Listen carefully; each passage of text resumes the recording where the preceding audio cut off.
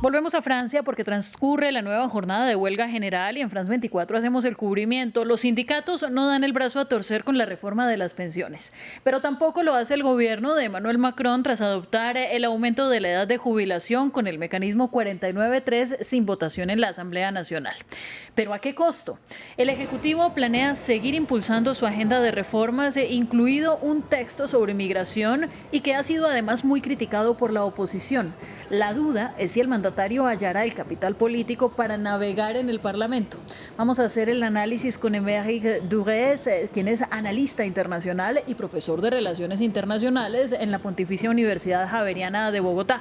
Además, experto en francofonía y en relaciones exteriores francesas. Con ese recibimiento, Émeric, gracias por estar en France 24 y en Directo América. Buenos días, Andrea.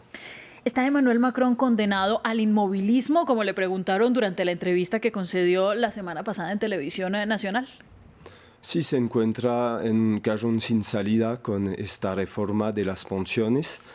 Tiene una mayoría relativa en el Parlamento y además han dicho que ya no van a usar más el artículo 49.3 más allá de leyes de finanzas. Entonces va a tener mucha dificultad en sacar nuevas leyes, nuevos proyectos en este contexto en el cual su gobierno y su persona son muy impopulares. Bueno, usted decía que tiene una mayoría relativa en el Parlamento, pero la mayoría absoluta pues es algo que no existe en el Congreso.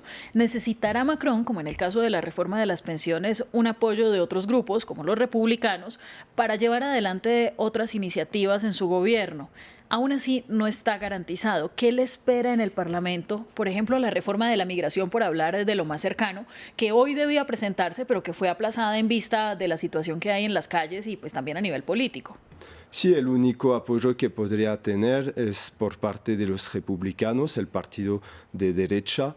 Sin embargo, este partido es muy dividido. Hay incluso algunos diputados que votaron la moción de censura. Y entonces, dentro de este partido no existe un consenso para ayudar a Macron. Incluso puede haber más divisiones dentro del campo de Macron, porque hay un pequeño partido político dentro de la coalición de Macron, el Movimiento de los Demócratas, que pidió responder a la propuesta de los sindicatos de realizar una mediación y de hablar sobre una eventual suspensión de la reforma sobre las pensiones.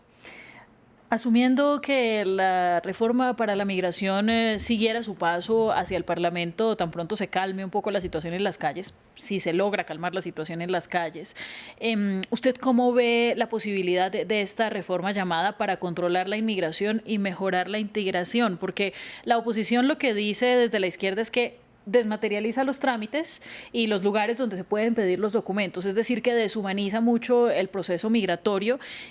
¿Cuál es la expectativa del gobierno pues con esta reforma que desde ya antes de ser presentada es duramente criticada?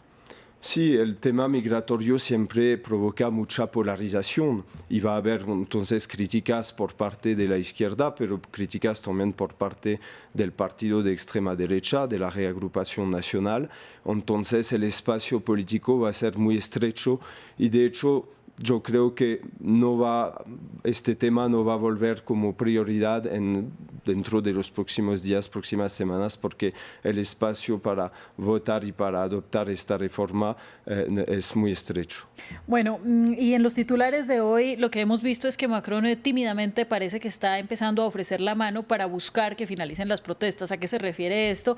Y realmente, ¿qué tanto está dispuesto a ceder Emmanuel Macron con este tema de las pensiones? Hasta el momento no quiere ceder, quiere mostrar su determinación, pero por supuesto es un juego un poco peligroso. Hay todavía muchas protestas, muchos resentimientos y también una falta de congruencia entre su política interior, que ha demostrado más autoritarismo, estos escándalos que pueden existir sobre el uso de la fuerza, la falta de consideración para el Parlamento, para los cuerpos intermediarios. Todos estos aspectos contradicen la imagen que intentó desde su elección promover Macron a nivel internacional, de alguien que lucha en contra del iliberalismo en Europa, que se presenta como un defensor del diálogo, del multilateralismo.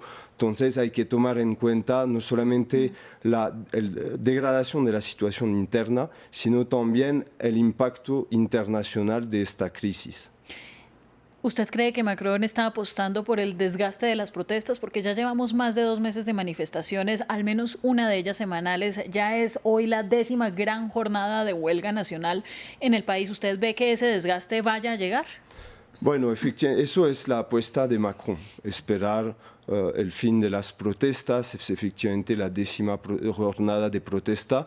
Sin embargo, los sindicatos tal vez van a proponer una nueva jornada de protesta si no hay una respuesta por parte del gobierno.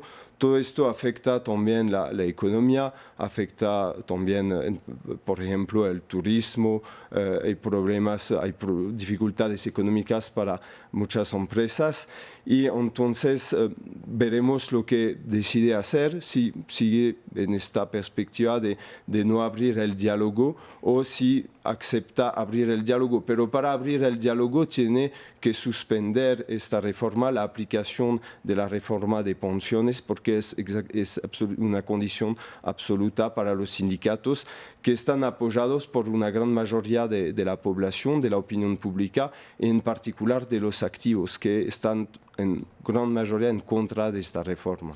Bien, y finalmente la jornada de ayer, la primera ministra Elisabeth Borne, que Macron además ha defendido a capa y espada, estuvo reunida con opositores y pues tratando de hallar puntos de encuentro, ¿no?, para llevar adelante pues la gobernabilidad de Macron. ¿Cuáles podrían ser esos puntos de encuentro con los parlamentarios para que sigan avanzando las iniciativas y que no se caiga además pues la reforma de las pensiones? Pues ella ha hablado sobre todo con los miembros de la mayoría, pero se encuentra en una situación difícil. Hay rumores que dicen que Macron podría eventualmente cambiar de primer ministro. Entonces, en la oposición no podrá haber muchos avances probablemente, más allá tal vez de algunos diputados de los republicanos que están a favor de un acercamiento, que podrán obtener puestos de ministros, pero por el resto no hay margen de maniobra para Macron. Su gobernabilidad va a ser muy complicada porque más allá de Elisabeth Borne, Francia es un sistema político muy centralizado. Sabemos que el que toma las decisiones, las orientaciones es Emmanuel Macron. La impopularidad cae sobre Emmanuel Macron y entonces un cambio de gobierno no podrá realmente mejorar mucho la situación sin un cambio de orientación política. Sobre todo si cumple con, pues realiza lo que se dice que sería eventualmente de nombrar a Gérald Darmanin, el ministro del Interior, que se hizo famoso por los escándalos de mentiras al momento de la final de la Champions League el año pasado, que lo hizo famoso a nivel internacional. Pues mire, se ve muy complicada la situación, no se ve tampoco una solución y mientras tanto seguimos con el cubrimiento de las protestas. Es Émeric Durez, analista internacional, profesor de Relaciones Internacionales en la Universidad Javeriana de Bogotá y experto en francofonía. Gracias a usted. Gracias por la invitación. A nuestros televidentes, sigan en Directo América. Pausa y ya volvemos con más.